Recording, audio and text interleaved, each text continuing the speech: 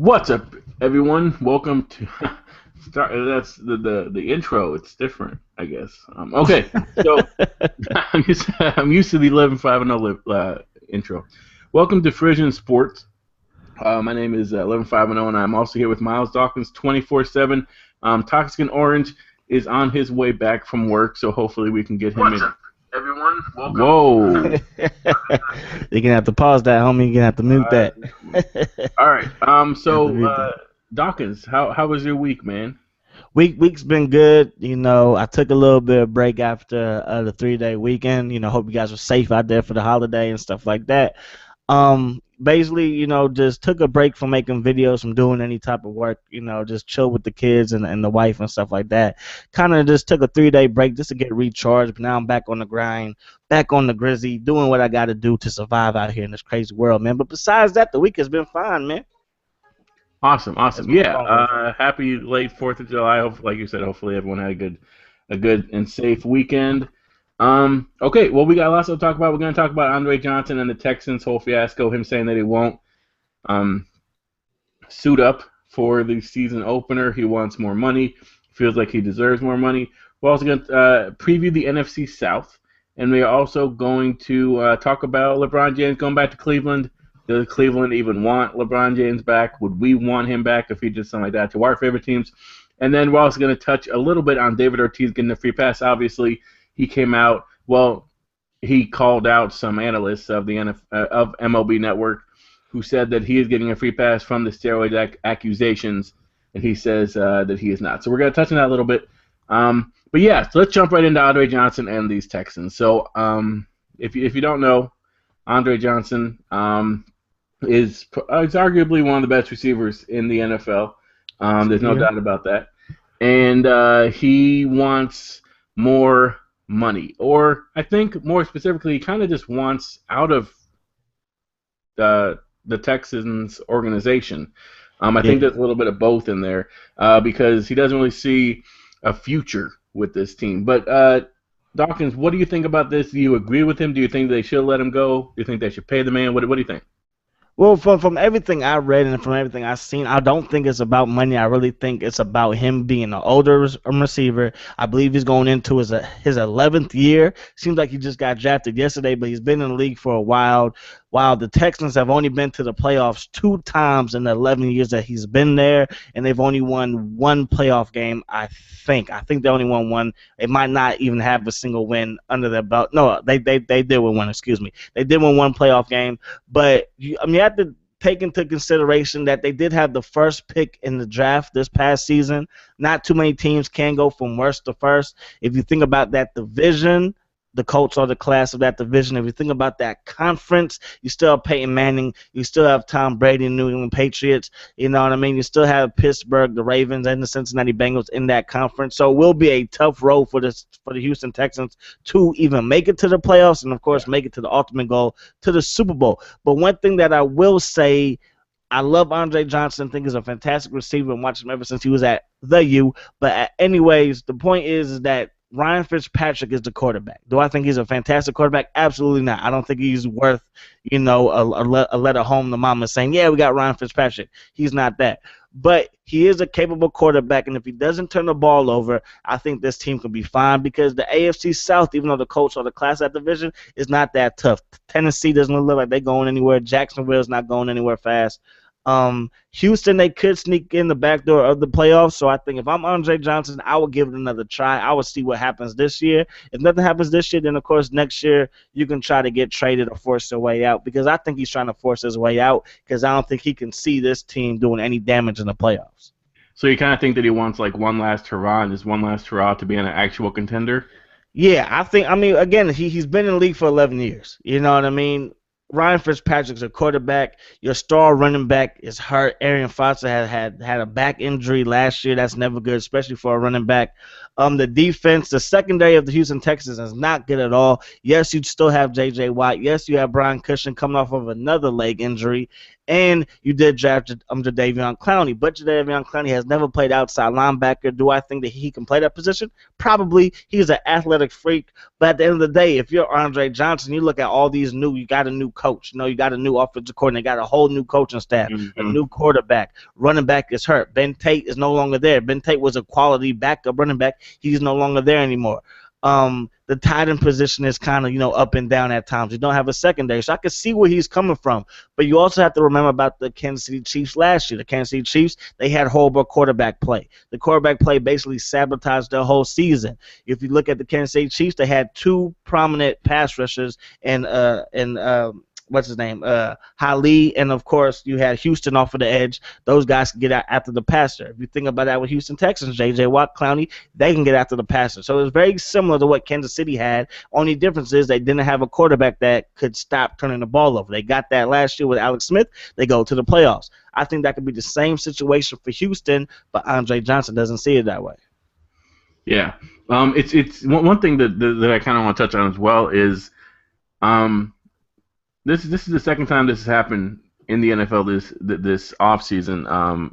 The Vernon Davis holding out as well, and we saw Crabtree doing it a couple years ago as well, and as well as other players. This is the only sport where players use that threat of, hey, I'm not showing up for practice, or I'm not going to dress for this and that. Why do you think that they do that in the NFL and they don't do that in other sports? Because the NFL is the only sport that doesn't have guaranteed contracts. Mm. That's the bottom line. That's the bottom line. And if you think about it, when a player is going through arbitration in the NBA or in the major leagues, right? They do that before spring training. They try to handle that before the season even starts, before training camp, before spring training, before all of that. So you don't have a situation where a player holds out. And the NFL, that's really the only time when somebody can get paid like a Chris Johnson, like like a Vernon Davis is trying to do, like a Jimmy Graham is trying to do. But a lot of times it doesn't work out. If you're an NFL team, you don't want to do that because the NFL is still the ultimate team game. And basketball, you got to handle it. You got to get your players in. You got to get your players signed, yada, yada, yada. Because if you look at what's going on with LeBron James, everybody wants him. If Andre Johnson became a free agent, not everybody's going to want him because you might already have receivers. You don't want your money to be tied up in another receiver. That's why, to me, the Tennessee Titans failed because you had your money all into a running back when we all know that running backs don't win you Super Bowls. Look at Adrian Peterson. You know what I mean? So at the end of the day, the NFL set up the way that it is to benefit the teams, to benefit the league, not necessarily to benefit the players. So that's why the players sometimes have to take a stand and be like, you know what, I'm not going to show up to training camp. Pay me. Marshawn Lynch, that wasn't a good idea because the Seahawks said we already got two other running backs. We ain't going to pay you no more than 5 point or whatever he's making this year. Vernon Davis, it's the same thing. You're not even the best tight end in the league, so how are we going to pay you the best tight end money in the league? Like smoking, dude. So Andre Johnson, this situation is different because I think And I think with Andre Johnson, it's a little bit blown out of proportion just because, again, he's been in the league for 11 years, and maybe he just needs a break. I guarantee that he's going to play this season. If the Texans don't release him, I believe that he will play for the Texans this season. He will bust his butt for the Texans. But he's been in the league for 11 years, and he's never been to the AFC Championship game, never been to the playoffs. I mean, never been to the Super Bowl, excuse me. He's been to the playoffs, but he never had a deep quality run in the playoffs. It's always ended short in the divisional round. That's not good. If you're an all-pro Hall of Fame receiver and you can't even get to the championship game, I would need a break too. I would need to step back and be like, you know what? I don't know if I'm gonna come. OTAs are not the biggest deal in the world. You know what I mean? Andre Johnson, he's a pro's pro, future Hall of Famer. If he's not in training camp, then that's an issue. But training camp is not for another 2 weeks, so things could change in the next 14 days. Yeah. A couple things. One, you said that running backs can't win Super Bowls? Yeah, absolutely. Can you explain that a little bit? Because if all you have is a top running back throughout history, that has never won you a Super Bowl. If you think about the Dallas Cowboys, could the Dallas Cowboys win the Super Bowl without Emmitt Smith? Yes. Would they be a dynasty without Emmitt Smith? Absolutely not. Absolutely not. But that team had great defense, had a quarterback that did not turn the ball over, that could make plays on third down and in the fourth quarter if you're down, and you had a playmaker outside. And because you had a playmaker outside, they could not stack the box. And Emmitt Smith had the biggest O-line, and he had the biggest holes to run through in NFL history. If you think about another team that had a dominant running back, you can think about the Denver Broncos in the late 90s with Terrell Davis. He rushed for 2,000 yards, back-to-back Super Bowls. He was a league MVP, but you still had John Elway. You had Shannon Sharp that needed to be double teamed because no safety or no linebacker could control him. If you look at today's NFL, Adrian Peterson. Without Brett Favre, they're not sniffing the playoffs, and they're not sniffing a deep run into the playoffs or a chance at a Super Bowl. If you look at Chris Johnson in Houston, Texas, this man had a phenomenal year. 1 year, they guaranteed him like $32 million, and he fell off. Now he's playing for the Jets trying to resurrect his career. If you think about Barry Sanders, in my opinion, is the best running back of all time, but he didn't even sniff a Super Bowl. He got close his rookie season, I believe he got close, but after that, he's never even been close to winning a Super Bowl, never been through a Super Bowl, only won one playoff game in his career. We're talking about Barry Sanders, and to me, he's the greatest running back of all time, but they did not have a good O-line. Their defense was trash. They did not have a quarterback that you can even mention, and they only had one receiver, and that receiver was mediocre in the 90s when they're talking about Chris Carter, Tim Brown, Andre Reed. When you're talking about Michael Irvin and Jay Rice, Herman Moore, he's like the third tier of receivers in the 90s. So what I'm saying is if all you have is a running back, you are not going to win a Super Bowl if that's all you have. That makes sense. But what about like if you have a running back and like an okay quarterback? Absolutely. So let's put a team together, and then we're going to try to figure out if this team can contend. Okay, so let's put obviously the best running back in the game. Let's say AP. All right. Okay. And then let's also give this team a quarterback, a game manager. All right. So let's throw Alex Smith in there. All right. Okay. Not elite by any means, but a game manager. All right. Yeah. Let's also throw in an okay wide receiver. Let's put in Jeffries from Chicago. All right. Okay. And then if you put a pretty decent O line in there, that's a contender. That's a contender. Absolutely. But here's the thing. Alex Smith is somebody that's not going to turn the ball over, and we don't even have to put a team together. We could just take the Chiefs because to me, Alshon Jeffrey is a lot better than Dwayne Bowe. You know what I mean? Jamal Charles is probably the third best running back in the league behind Shady McCoy and behind Adrian Pearson, at least going into this next upcoming season. So you could take the Chiefs, and the Chiefs could win a Super Bowl. They start off the season 9-0. Peyton Manning and Denver Broncos, they were a juggernaut. That's their biggest competition. Tom Brady and the Patriots, that's another team that's their biggest competition. But in the playoffs, we all know, especially in football, that there's that in football, any team can really win. Check out the 1999 Rams, who had Kurt Warner, but they also had a great running back in Marshall Faulk. You could say that Marshall Faulk was the best player on that team. You can say that. Whoa. Marshall Faulk was the best player on the St. Louis Rams team that won the Super Bowl in 1999. Hands down. It's not even close. Better than Warner. I know Kurt Warner won the MVP. He won the MVP, but Marshall Faulk, he was the reason why it was the greatest show on turf. I mean, over 1,000 yards, over 200,000 yards, over 2,000 yards from scrimmage. That's a beast. He's in the Hall of Fame already. I don't know if Kurt Warner's going to be first ballot. Marshall Faulk was first ballot. You know what I mean? At the end of the day, you do need great players to win a Super Bowl. But if all you have is a great running back, it's going to be very, very hard to win a Super Bowl when that's the only key that you have. When that's the only star player that you have, it's going to be hard. Very hard. Yeah, for sure. All right. Sounds good. I mean, Walter Payton is a guy that comes to mind. But they had a great defense. Yeah. Because when they won the Super Bowl in '85, everybody remembers what? The defense. They remember the defense. The defense, had a span where they only allowed like 10 points per game. You know what I mean? Walter Payton was a beast. He fantastic runner. He was the best player on that offense. I can't say that he was more important to that team than that '85 Bears defense was. Yeah. All right. Sounds good. Okay, so we're gonna move on to. Well, I guess we can. I guess we can finish the NFL topic by touching on something that you actually talked about as well, was Jimmy Graham, a guy who Do you think he should get wide receiver money? And why does this even exist in the NFL? Like, I didn't know that they had these different groups of payments for wide receivers and tight ends. Well, it's only franchise tag related. It's only franchise tag related. If Vernon Davis would make, let's say Vernon Davis would make somewhere in between $10 to $13 million a year, well then the franchise tag for a tight end would be around $10 million. But because there hasn't been a tight end to ever make that much, the franchise tag is 7.5. Where you have receivers like Calvin Johnson. Calvin Johnson signed a $132 million contract. So that right there raises the franchise tag for receivers to $12 million. So it's all about what position you play and who's the highest paid player at that position. Now, Tony Gonzalez, who was a former tight end, future Hall of Famer, said that it's discrimination, and it is to a certain degree when you're talking about a franchise tag. Now, I believe that Jimmy Graham can get $10 to $12 million a year. He won't get that from the Saints.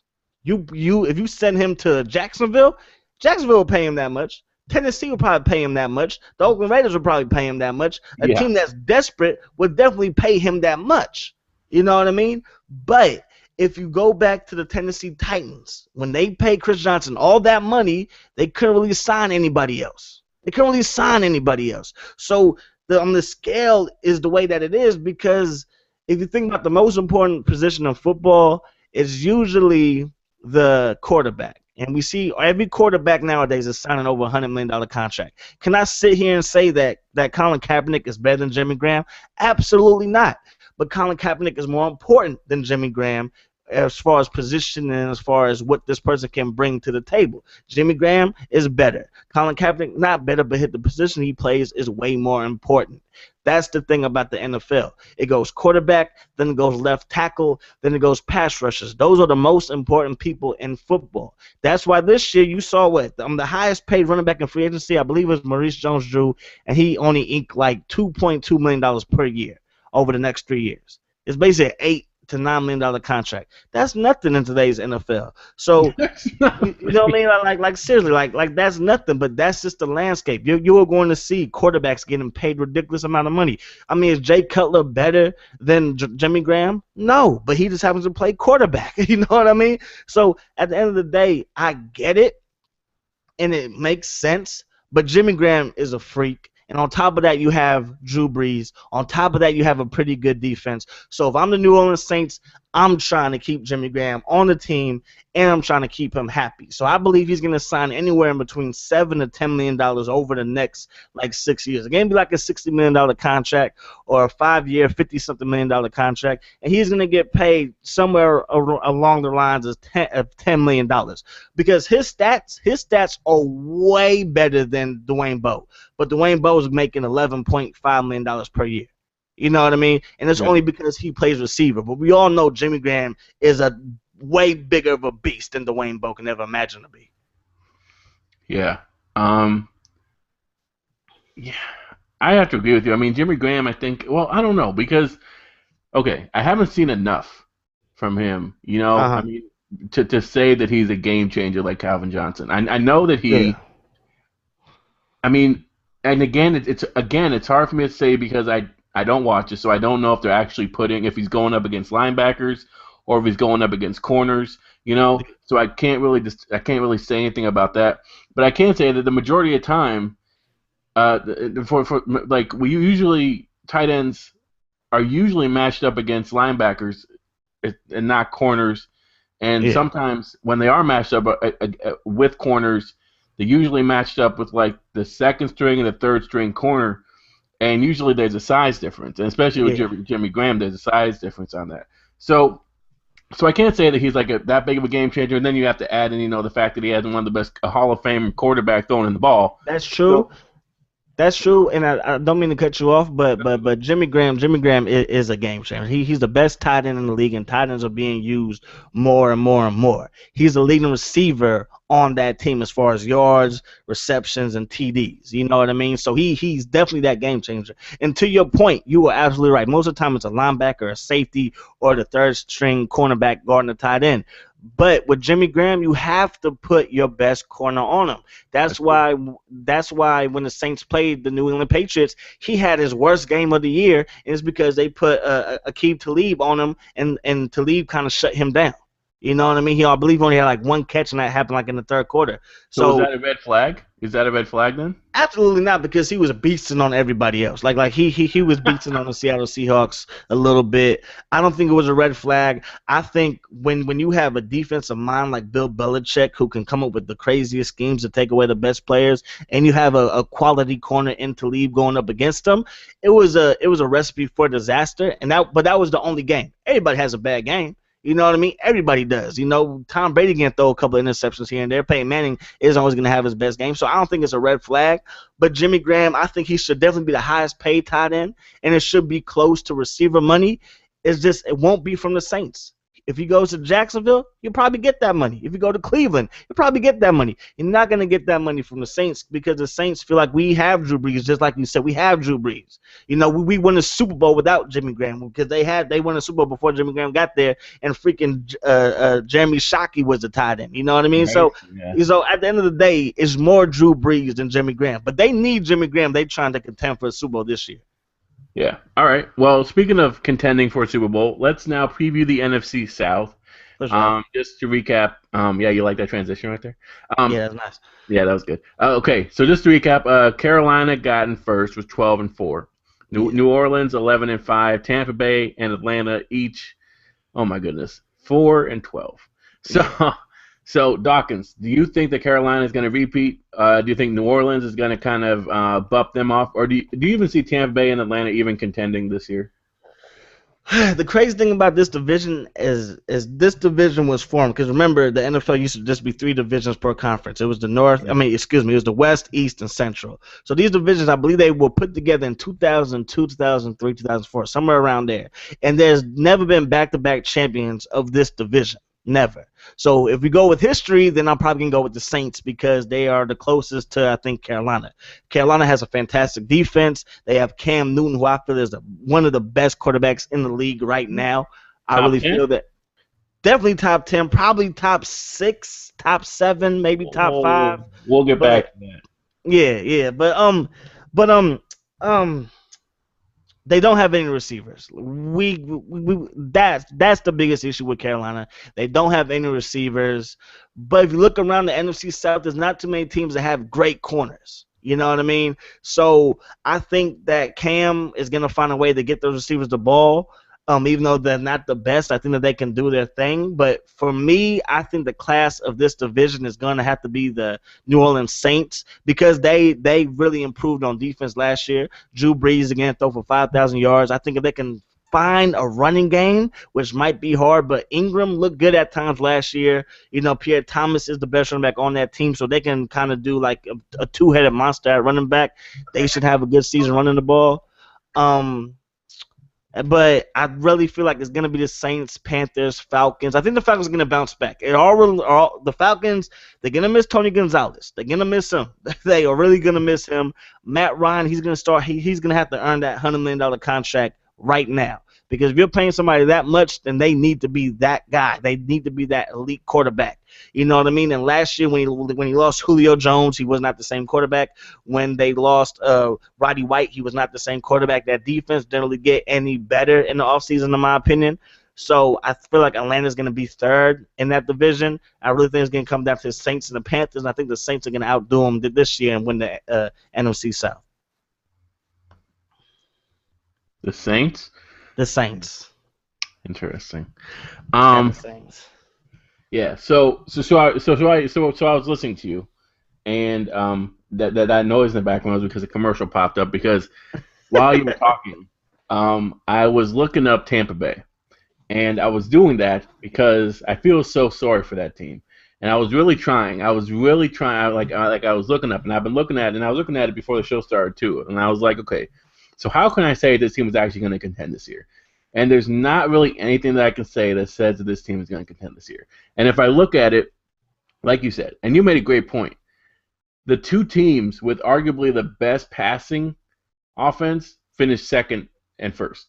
Yeah. And, you know, am I going to sit here and say that Matt Ryan is one of the elite quarterbacks? Not going into this year. He's gonna have to Not prove going in himself this year. again. But if you rewind 2 years ago, he Oh was yeah, up he there, you was know? up there. Yeah. So it's kind of hard to say. It's kind of hard for people to say, okay, so he's not gonna he's not gonna have a bounce back year this year. I mean, people want him to have a bounce back year, but you kind of start to think that, hey, you know what, maybe it's time to realize that maybe we put too much faith in him. So Ooh. so for that reason, I'm gonna say Atlanta and Tampa Bay. I feel like they're gonna kind of pick up the bottom of this division. Um, Carolina and New Orleans. I really like you. I like Cam Newton because um, he kind of beat the system in a way because he came out and there was a lot of speculation as to how he would play the game, and he kind of played the game that way pretty similarly. But then he kind of said, "Hey, you know what, guys? I can pass too, and I can manage the Yeah. game, and I can win." And so because of that, I'm kind of rooting for him. I like the way he plays the game, and I don't like the fact that a couple years ago people were clamoring for his head. You know, Yeah. Exactly. so I love that he had a bounce back year last year. I hope he does this year, and I think he will. Um, but the passing offense of the New Orleans Saints is just so prolific, and I don't see any of these defenses kind of stopping them. So That's the thing. That's the thing. I don't think because Tampa Bay has a solid defense. You're thinking about David at linebacker. You think about Jared McCoy at DN. I mean, at defensive tackle, playing the same position as Warren Sapp. You know, you do have two solid safeties in Golston and what's his name, Barron from Alabama. But for the most part, I don't think the offense is going to be. I don't think the offense is going to be good enough to contend. Basically, you know what I yeah, mean. you So, know, so I think Tampa Bay could actually have a good year, but I think that New Orleans and Carolina are just so far ahead right now that's going to be tough for them to kind of creep up in there with the top teams in that division. And I don't think Atlanta has enough on defense to contend. yeah, and it kind of hurts them as well. Like Tampa Bay and Atlanta, I feel like if they didn't play Carolina and New Orleans twice a year, they could probably make a wild card spot because I think they match up pretty well against other teams. Because if you look at the teams in the NFC, you don't see a very high passing attack. Besides, you can argue Green Bay, Chicago. I mean, I'm not going to put Seattle in there. I'm not going to Yeah, put San nah. Francisco in there. Only Arizona, I'm probably not going to like put in there. Dallas. Dallas would be the only other team. Yeah, really. So I feel like they're kind of. It sucks that they're going to have to play them twice a year, and that'll probably be probably two losses, let's say. So Yeah. it's unfortunate, but yeah, I mean, I have to go with New Orleans on this one. Yeah, me too. You know. So, all right, sounds like a plan. All right, let's move on let's finish with football and let's jump into the NBA and let's talk about what everyone else is talking about. LeBron James. Um, will he go back to Cleveland? Will he not? Will Cleveland accept him back? Speaking from my perspective as a fan, if a player were to basically spit in my face after I accepted them and all this stuff, and then wants to come back, I wouldn't accept them. But that's just me. Dawkins, what do you think? Ooh. Wow. um. Wow. If I'm a Cleveland fan, I want LeBron James back, and I was I was hot when he left. I was hot for different reasons though. A lot of people felt like, oh, well, he stabbed Cleveland in the back and yeah. He was a free agent. Cleveland, you shouldn't let him get to being a free agent. That's how I felt. You should have locked him up, threw a heck of money at him. Don't tie him up for years and years and years. yada yada yada. LeBron James kind of wanted to be a free agent. I was mad that he chose to choose a juggernaut to win championships because of that, I feel like we can never compare him to MJ, to Magic, or the Bird because he had to go to the best situation to win championships. When I feel like Bird and Jordan and Magic, Magic, he kind of inherited a great team. Yeah. Bird and Jordan, they really had to like be that top guy and will their teams to win. And LeBron James, I feel like he, oh, this situation is better, so I'm gonna win championships over here. If it doesn't work out, I'm gonna go over here. You know what I mean? It's like, to me, that hurts the game of basketball. But if I'm a Cleveland Browns, if I'm a Cleveland Cavaliers fan, I want him back, man. I really do. Really? I Oh, want him back. I want him back because the one thing LeBron James didn't have in Cleveland, and that was another All-Star. And he's going to have that with Kyrie Irving. Kyrie Irving is an All-Star caliber point guard in the NBA today. Um, and if you pair him with LeBron James, I think that team is instantly one of the best teams in the East. You know what I mean? Instantly a contender. But I can see why Cleveland fans wouldn't want him back. But if you're trying to win championships, I don't think that Kyrie Irving and Wiggins and Tristan Thompson's gonna get it done. I really don't. Wiggins might turn out to be a fantastic player, but imagine this lineup. Imagine if somehow the Cavs trade Wiggins and they pick up Kevin Love. They trade him to Minnesota, pick up Kevin Love. Now you got Kyrie, you got Kevin Love, and you got LeBron James. That'd be fantastic. mm-hmm. That'd be fantastic in my eyes, man. It would be. Um, Because, I mean, Cleveland hasn't won a championship in so long, man. Baseball, basketball, football. Doesn't matter. They haven't won a championship in so long. So don't be stupid. If you can get LeBron, get LeBron. but in the weak East, do they need him? Like, is They LeBron didn't going to make the be? playoffs last year. Yeah, they need him. No, come on, man. I mean, think They about it. didn't make the playoffs last year. So what is different this year? They have that Wiggins guy. Wiggins, right? And you're right. Rookies take their teams to the championships all the time. What am I thinking? No, I mean, but he can be a good addition to Kyrie Irving. Yeah. And let's say if they go out and they bring in somebody like Chris Bosh. That's a playoff contender right there. All right. First of all, Chris Bosh ain't going to Cleveland. Okay, it's either Houston or Miami for Chris Bosh. Houston or Miami. All right. They go and okay. Then they don't pick up him. They pick up somebody like Ray Allen. All right. They did. I think Ray Allen got traded to them, right? I don't know what happened. Yeah, I think him and Mike Miller got traded to the Cavs, I believe. Okay. So that's a playoff team. You don't need anyone else. That is not a playoff. It's not In the weak East? again. Okay, yeah, it's a playoff team. But when you had LeBron James, you were contending for championships. You had the best record back-to-back years in the NBA. You had an MVP, the best player in the league outside of Kobe back then. You know what I mean? Back in 2010.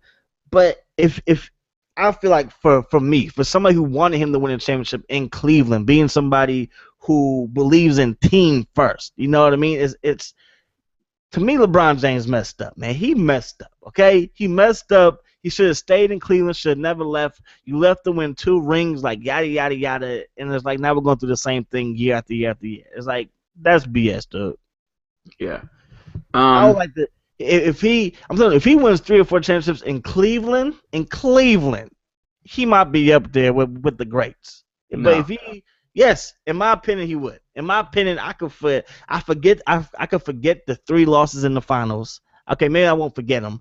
But if he does it in Cleveland, it would be so awesome if he does it in Cleveland. They already got the shirts that say forgiveness instead of witness up. So I think Cleveland will welcome him back with open arms. Okay, so in order to get my head straight around this, Yeah. I needed to put myself in Cleveland's situation. Go ahead.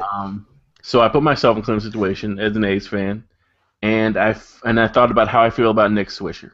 And if you guys know who Nick Swisher is, Nick Swisher was. Said Giambi or Mark McGuire, but you gonna use Swisher? I am going to use Swisher. All right, go ahead. Because he's still playing. Swisher, a guy that grew up. He didn't go up, but he kind of helped the A's get to a point where they could contend. and he was a hometown hero, I guess you could say. Kids looked up to him. Kids wanted to be him. He brought people to the O.Co Coliseum, and then he saw the bright lights of New York, and he left.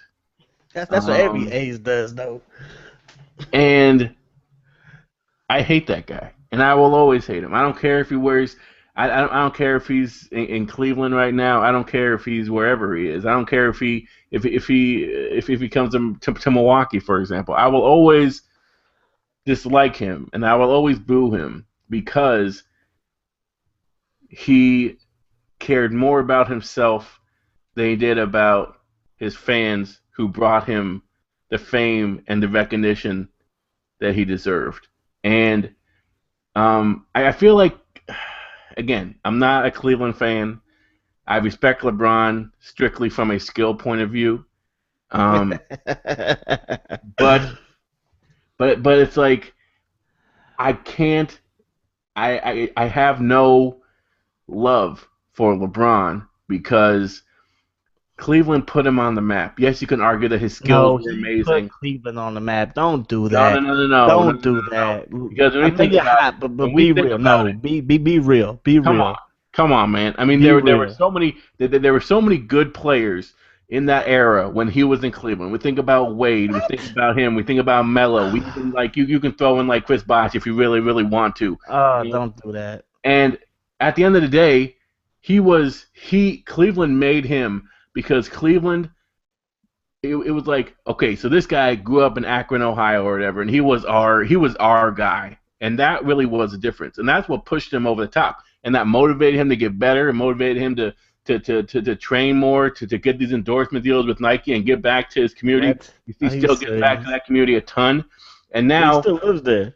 exactly, so it's like for that reason, he spit in their face and he said, "Hey, you know what? I'm gonna be selfish and leave to the bright lights and the beautiful things of Miami and just leave you guys, you know." Hey, And no, I agree with you. It sucks. He shouldn't have did it. I said he made a mistake.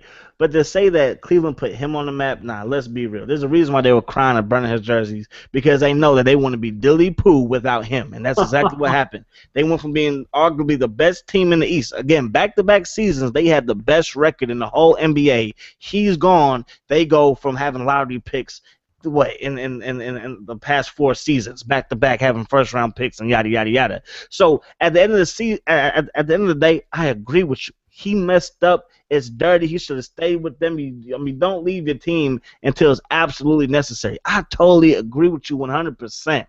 I do. But we also have to think about what if your favorite player left and went to a different team, and then it didn't work out, and then he came back. Because when you use Nick Swisher, the only way that he's coming back to Oakland is if he sucks. And the Oakland A's are desperate. yeah, LeBron James is well, still the we're not best. having him back. We'll never sign him again. That's if you were the GM, I'm sure that's what you would do. Luckily, you're not the GM. Anyways, man, Cleveland. If you want to win a championship, if you want to be relevant again, you sign LeBron James. You let all that BS go. Sign LeBron James. Sign They're him. still Why relevant. not? Wait, so what? They're relevant still. Yeah, for not making the playoffs last year when heck of people picked them to do it.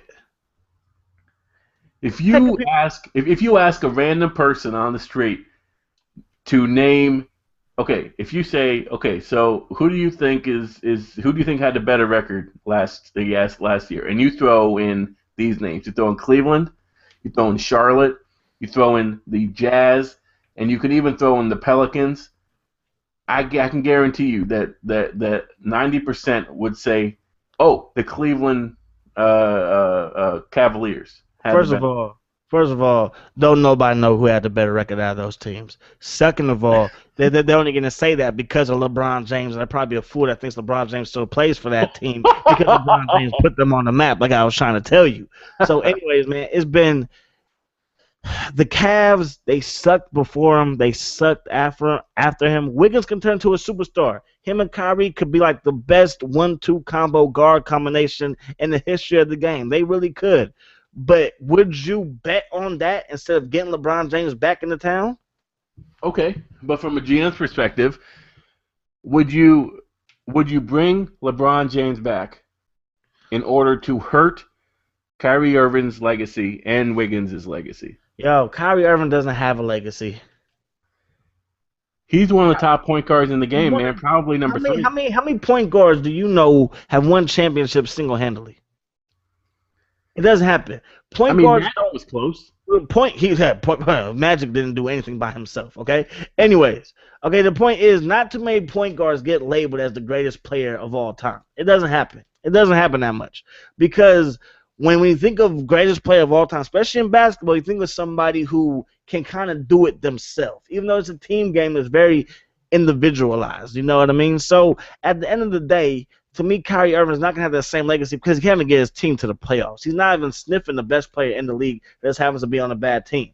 And another point is when everybody's talking about how, or you use the example of Nick Switzer leaving, that was different because the A's were decent, okay team. You know what I mean? Not as good as they are now. But LeBron James didn't have any help. Didn't have any help in Cleveland. Didn't have any help. Bo That's Williams was okay. He didn't have any help in Cleveland, as I said. Okay, bottom line is that he didn't play with another All-Star in Cleveland. They tried to give him Shaq. That didn't work. You know what I mean? Mo Williams is decent. He really is, but he's coming off the bench now. He was with the Clippers. That didn't work out. He's with Utah. That didn't work out. You know what I mean? It's like he's a backup point guard in the NBA. And that's just what he is. So at the end of the day, LeBron James had to do a lot for Cleveland, and we could see that LeBron James, he's not the type of person that wants to do it all by himself. That's not him. So if I'm Cleveland, and now you have an all-star player in Kyrie Irving, team them up. Because if they don't get LeBron James this time, they're going to hate him even more now. There's no going back. If he wants to redeem himself in Cleveland, he needs to sign with Cleveland. If he doesn't want to redeem himself in Cleveland, then don't go because they're going to be buying the jersey and burning it again. They're going to buy his jersey just to burn it. I'm telling you. Awesome. All right. Moving on from the NBA, we're gonna jump to baseball really quickly because we are running out of time here. I want to try to keep these We are under an hour. I know, right? So, let's quickly talk about the home run derby. Obviously, the names were announced. We don't really have to go into the names, but I guess I just want your opinion from a casual. And we talked about this a little bit last week, but as a casual baseball fan, um, they had these captains. Do they really mean anything? Like they had this whole like announcement thing, and it was on Baseball Tonight, and they asked the captains to announce their teams and stuff like that. But you knew it was scripted, and you knew that there was, that they had already decided a while ago. Are these players that you want to see, or would you rather see somebody like Chris Davis go up against like David Ortiz or like those type of guys? It's not the biggest deal in the world to me. You know what I mean? I stopped watching the home run derby really when like this whole steroid thing was going down after Mark McGwire. After Mark McGwire and Sammy Sosa were in it, it kind of died off. It really died off when Ken Griffey stopped being in it. He was my favorite player with the backwards hat, heck of swag, knocking the ball out of the park and stuff like that. You know what I mean? Like to me, it doesn't get better than that. So the fact that they have captains, it doesn't make a difference to me. It's like you said, it's scripted, it's gimmicky. You know what I mean? The whole all-star appeal is gone. You know what I mean? Because of that 1 year in Milwaukee when it ended in a tie, they feel like they had to change things. And it really wasn't broken. You just mismanaged how many pitches you had and yada, yada, yada. And now they try to make it count for something when it really shouldn't count for something. The winner of this should not have home field advantage for the World Series. So it's too gimmicky. And then you go to the home run derby. That's gimmicky, too, with the whole captains and stuff like that. And like you said, they don't necessarily pick the players that you want to see. They kind of pick maybe their friends or whatever and stuff like that. So at the end of the day, it doesn't matter. I might watch it. I probably will watch it. We're going to be live streaming during it. Check it out during the All-Star game, maybe during the home run derby. I don't know. But anyways, if we're not live streaming during the home run derby, I'm not watching it. I could care less. Yeah. I mean, I'm going to be watching it, but just because Yohan Cespedes has kind of become the poster boy which is Yeah, awesome. he has. Yeah, yeah, That's kind of cool. But like you said, and like I kind of alluded to a little bit, it's just so gimmicky at this point that you don't really care. And I think that there was a Giants player, I want to say it was Bumgarner, who wanted to be in the home run derby, and they were actually considering putting him in there. And yeah, it's just stuff like that that's just totally outrageous, and it kind of makes people laugh at this game. I mean, if you look at it, like if you think about the all, I mean, okay, you think about um the NBA All Star Weekend because they have a lot of different events. mm, Um, no one watches the freaking celebrity game. No one yeah, watches the nah, skills challenge. And people used to watch the 3 point contest, but that's kind of going down. And people really tune in for the slam dunk contest, but I don't know how many people are going to tune in next year after the fiasco this year. You know, yeah, so it's like no one really watches any of that stuff, anyways. And then if you look at the MLB, you say, okay, so people are probably going to tune in for the All Star game. You know, I mean, they still have a kind of grip on the All Star game, but the home run derby, you have to have the best of the best. You have to have people exactly. out And there you that have to have names. you have to have names, you have to have swagger, you have to have something to make it exciting. You can't just throw out guys who no one knows. And it's like, I'm so glad that Cespedes is in it this year because I think that he has the most swagger out of anyone there. I think him and Adam Jones are absolutely going to carry this. I think it's going to be very awesome to see them go at it. Yasiel Puig, I like that he's in there. I don't understand why. I mean, I kind of understand why Dozer's in there. He's from Minnesota, but it's like I don't know. I mean, it's. I'll watch it because I'm a Cespedes fan, but that's the only reason. Yeah. All right. So, lastly, talking about David Ortiz. If you didn't hear, he spouted off at the mouth to a couple of analysts on MLB Network who said that he gets a free pass from the whole steroid fiasco because he was listed as someone who did steroids, and then like nothing ever happened with him. Do you feel like Big Papi sometimes gets a free pass on certain things? No, no, I don't. I don't know. I really don't know. I mean, he's been for the most part he's been pretty consistent. Did he use steroids? I don't know. I mean, this is the issue that I have with it is that MLB. It was reported that MLB did literally give Alex Rodriguez a free pass. He tested positive. The Players Association as well as MLB, kind of broomed it underneath the rug and stuff like that. And he won the MVP that year. For David Ortiz, all he does is a designated hitter. So his job is to hit home runs. Maybe he took steroids. I don't really know. It's kind of crazy to talk about it now, to bring it up now that he gets a free pass, because like, is he being tested for anything right now? Because I believe that people still love them. They still love Ryan Braun. They still love Ryan Braun. Yes, they And do. we all know what he did. And we all know that he lied about it. From what I know, David Ortiz hasn't tested positive for performance enhancing drugs. For what I know, he hasn't tested positive. So it's like, what do you want him to do? Do you want him to apologize for playing in that era when everybody was juicing? Do you want him to apologize for only being a designated hitter? Like what do you want David Ortiz to do? Like, Ryan Braun got caught cheating, lied about it, he tried to act holier than thou because the test got screwed up, and then it turned out that he did it again. And it's like, well, because we think you're clean now, because you wouldn't do it 3 times, we love you. But because David Ortiz hasn't tested positive, maybe he plays for the Boston Red Sox. I don't know what it is. Maybe people don't like him because he's from the Dominican. For whatever reason, I don't know. Oh. He gets a bad rap for whatever reason it is. When I love the man because he's a Yankee killer, and I can't stand the Yankees. I'm gonna be real. So at the end of the day, if he took it, he took it. Who cares? At the end of the day, who cares? Because if Ryan Braun does it again, everybody gonna be like, okay, well, he's not gonna do it for a 4th time. You know what I mean? I don't know. I don't know what the big deal is. David Ortiz, he has every right to be mad about it. But if Ryan Braun can lie about it, David Ortiz can lie about it too. So I don't know if he did. I don't know if he didn't. I really don't care though. Yeah. Um, you made a great point about Braun.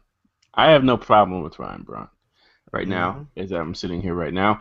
And I absolutely despise David Ortiz, and it is because I feel like he gets a free pass, in my personal opinion, and I think it's because he is the closest that we have to an emotional bad boy type of, hey, that's my black friend in the game today, and I think that that's what they really want because he caters to a certain group of people, and he's the only one um, that does that. I mean, if you look at other players on social media, you look at the players with the biggest followers. You see somebody like Tim Lincecum. He's not really a vocal person.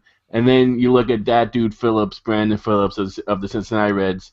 He's a big Twitter guy. And then he's more into like the whole fan experience type of thing. Like he'll take pictures with fans, but he's not gonna like spout off the mouth or do anything wrong.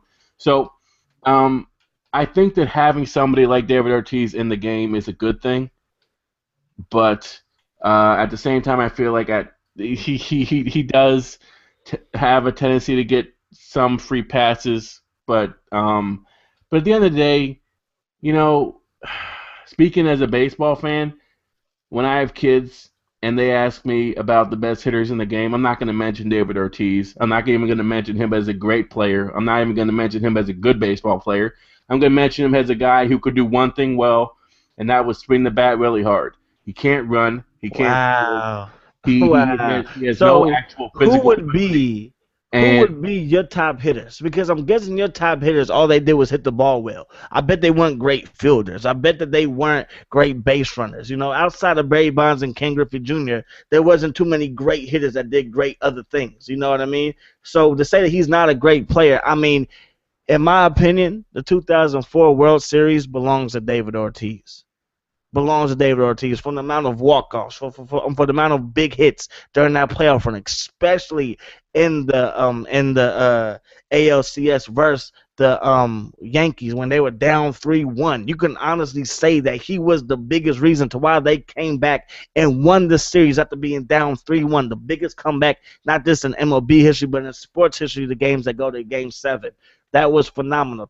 So to say that he's not a great player, that's BS, and it's almost as if you're holding a grudge because if something happened, because if something happened in Milwaukee, like happened at the Boston Marathon 2 years ago, and Ryan Braun got up there and said that this is our effing city, you're probably giving him a standing ovation. But because David Ortiz did it, and you have a problem with them, oh, you can't say that in front of kids. But it's like I'm sure the kids' parents were saying that too. Like, this is our effing city. I hope that they kill that dude who gets them and yada yada yada. You know what I mean? So David Ortiz, he gets a bad rap. I don't really know why. I could care less why, but to me, he is a great player. Is he the greatest player of all time? Heck no. Is he one of the greatest players of all time?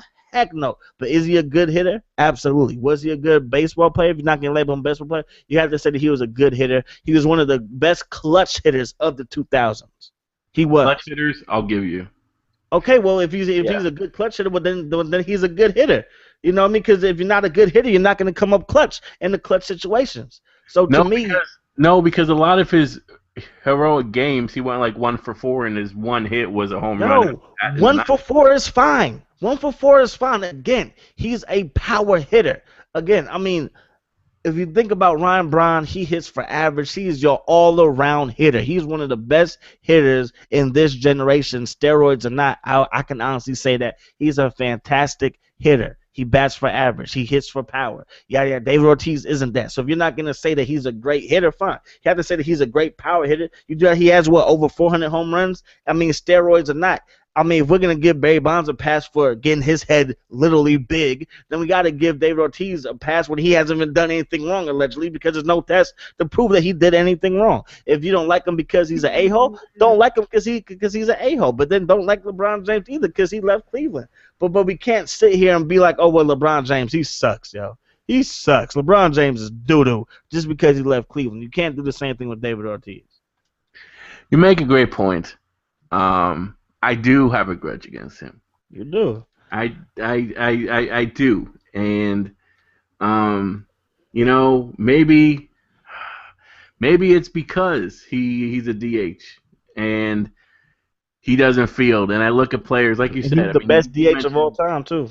Well, that doesn't really mean anything, you know. Okay, if it And doesn't mean anything, then you shouldn't be mad about it. You should be able to say with a I'm straight mad. face. No, I'm mad because he he shouldn't be getting the recognition that he gets for doing one thing well. If you look at if because okay because okay, this is really why I'm mad, because Go ahead. when it's all said and done, he'll go down in a lot of people's minds as one of the best players of all time. And then they have people like you that can correct it and be like, no, well, he was a great DH, but that's all he did. Baseball players have to hit well, get average, slugging percentages, on Yeah. base percentage, all that True. stuff. Then True. they have you for that. But at the end of the day, you can't discredit what this guy did because he was only That's good true. at one Nah, thing. you're right. I mean, last time I checked, Mariano Rivera only did one thing. That's close the ninth inning of a ball game. Oh, easy. Okay. Well, then let's not go there. Let's not go there. But David Ortiz also played in Boston. You know, when he had that short fence on every corner, and he's a pole hitter. Yeah. You know, I'm not trying to hear that he's a because pole. the Giants, they built Barry Bonds, the Field. best, Oh, best man. ballpark in the world, man. McCovey Cove is what 300 feet away from home plate. Okay, No, easy, stop. Come easy on. Now pickings. you can't Okay, bring that in easy there. pickings. No, well, don't bring in the ballpark. Don't do that. He played in Boston. Is that his fault? Someone else could have signed him. Nobody else signed him. Okay, like David Ortiz, he's done what he's done. If you don't like him for whatever reason, that's fine.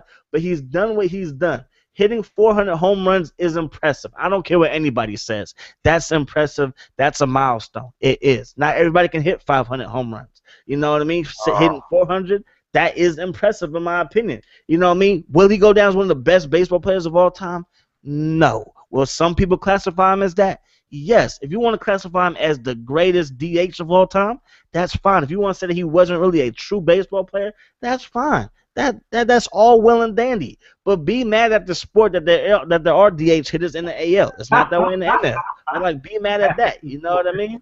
So, I mean, Oh, you all gotta right. be real, man. You gotta be real. You do. All right. Sounds good. Well, those are all of our topics. We had some other topics, but we're gonna kind of hold off on that just because we're running kind of late on time. So, yeah. So those are our topics. At the end of this video, you guys.